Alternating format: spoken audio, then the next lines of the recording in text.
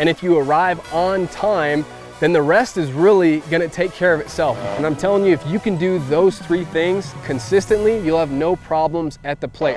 Hey, it's Coach Justin from Ultimate Baseball Training. Welcome back to another video. Today we're talking about hitting. And hitting is really simple if you break it down into 3 steps. You gotta see it, right? You gotta see the ball, you gotta be on time, and you gotta square it up. And I'm telling you, if you can do those 3 things consistently, you'll have no problems at the plate, right? So what I really wanted to do in today's video is, because those steps are very, very simple, you know just as well as I know that, it's not that simple, or it's definitely not that easy, right? Hitting has a lot of failure involved with it. So to help you improve your hitting, I want to break down each one of those simple steps and just give you a few pointers. So a few pointers on seeing the ball better, a few pointers on being on time, and a few pointers on squaring the ball up. I really think you're going to like this video. Please leave it a like right now. I'd really appreciate that. Hit that thumbs up button and subscribe. That way you never miss any of our upcoming videos. Without further ado, let's get started. All right, so first things first, let's talk about seeing the ball. You always have to prioritize vision, because if you can't see the ball well, then how do you expect to ever hit it? You got to remember that, we can make hitting as complex as we possibly want to, but, if you don't have the hand-eye coordination to put the barrel on the ball, that's really, the name of the game. You've got to be able to do that. It starts with seeing the ball before obviously you hit the ball. So prioritize vision, okay? How do we see the ball better? Couple things. First of all, when you step in the batter's box, have a soft to hard focus. What I mean by soft to hard focus is, you don't want to step in and you don't want to just be staring at the pitcher, because your eyes are going to get really, really tired when you do that. Your eyes can only stare at a particular spot for so long. So you don't want to be staring, because what if he takes 10 seconds as he's shaking, the catcher off and getting his signs, and then all of a sudden, you load and you stride, the pitch is getting delivered and your eyes are tired. You don't want that. So you step in the batter's box, just be nice and loose and relaxed, ready to go mentally, but loose physically, relaxed. All right, and I'm just kind of gazing out in the pitcher's general direction. I'm not staring, I'm just having a soft focus, just kind of looking out in his general direction. All right, almost like, when you're gazing off into the distance and your eyes are a little bit blurry, you're not really intently focused on anything. Same thing here. So my focus is very soft, and I only go into a hard focus, that is really lock onto something and more or less stare once the pitcher starts his motion. That leads me into the next tip, which is pick up the ball from the window. So look at the window. So I've got my soft focus here, okay? He's got his sign, he's ready to go. All right, he starts his motion. Now I shift my eyes from a soft focus to a hard focus, and my eyes go to the window, meaning where's his release point? Every pitcher is going to have a little bit of a different one. Some are going to be more over the top, some are going to be, 3/4, sidearm, submarine. Figure out where his release point is on this spectrum, and that's where you want to pick up the ball from.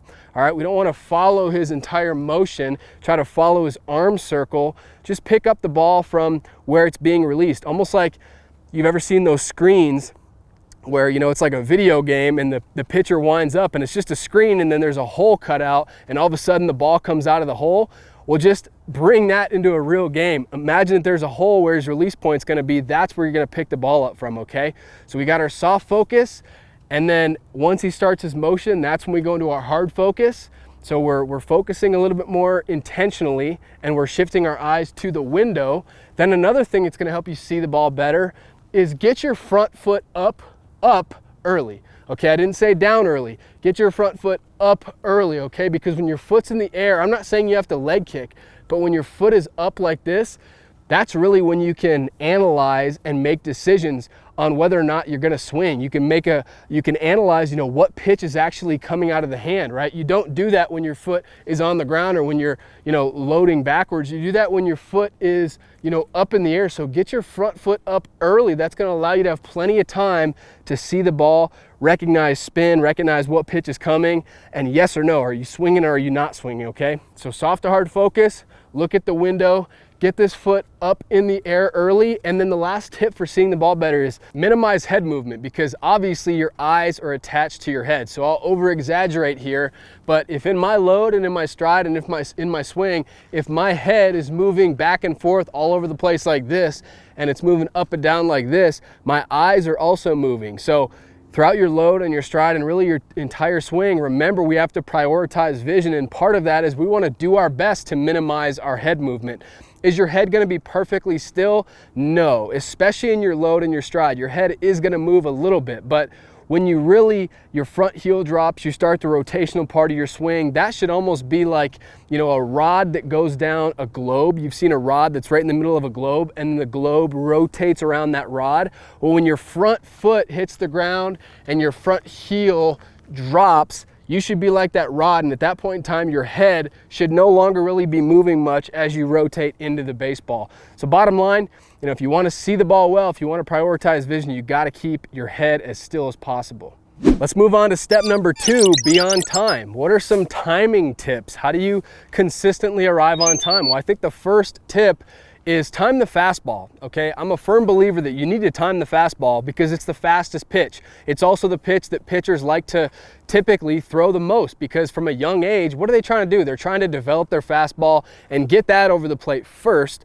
Then once they have that, then they can expand to, all right, now I'm gonna start working on a curveball and a changeup. But everything for a pitcher is based off of their fastball, and they're gonna get a lot of fastballs, and especially with guys that throw hard, they're gonna over rely on the fastball, right? And again, your fastball is the fastest pitch. It gets to you in a hurry. Every other pitch, you have a little bit more time. So from a timing perspective, we have to time the fastball and be ready for that, then adjust to anything else. So how do you time the fastball? Well, it starts in his pregame bullpen. Watch the pitcher if you can. Watch him in his pregame bullpen and just sit there and, you know, load and stride. Okay, that's a little bit too early. Load, stride. Okay, I'm a little bit too late there. Load, stride. Okay, I'm perfectly on time on that one.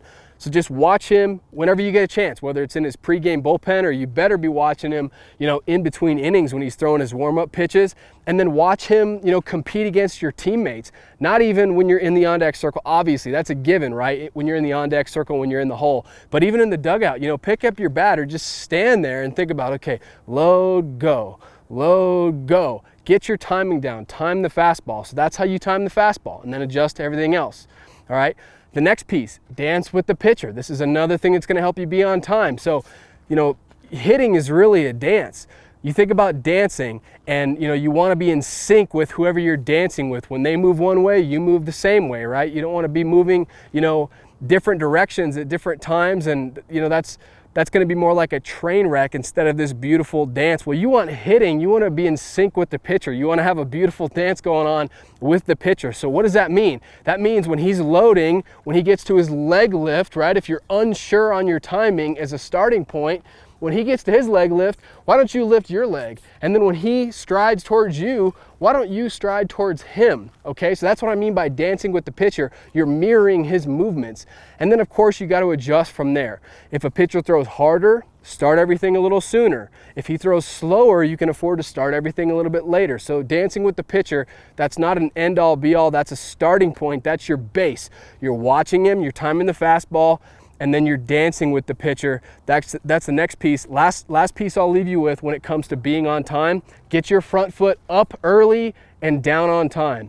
You don't want to get your front foot down early. That's going to disrupt your rhythm and your timing and your momentum. So get this foot up in the air early so you can analyze, you can make decisions, and then get it down on time. When my foot's up early, if it's a curveball, up curveball, I can hang here and then get down, or fastball, up fastball, boom, and I can get it down a little bit quicker. So get that foot up early and then get it down on time. All right, and then the very last step is square it up. And I don't want to spend too much time on this one because I think that if you see the ball well and if you arrive on time, then the rest is really going to take care of itself. Good things happen when you see the baseball and when you're on time, okay? Everything else tends to fall into place. I always talk about hitting as a chain reaction, and if you get those first two dominoes correct, you get those to fall, the rest of it's going to fall into place. But that being said, let's talk a little bit about squaring up the baseball, okay?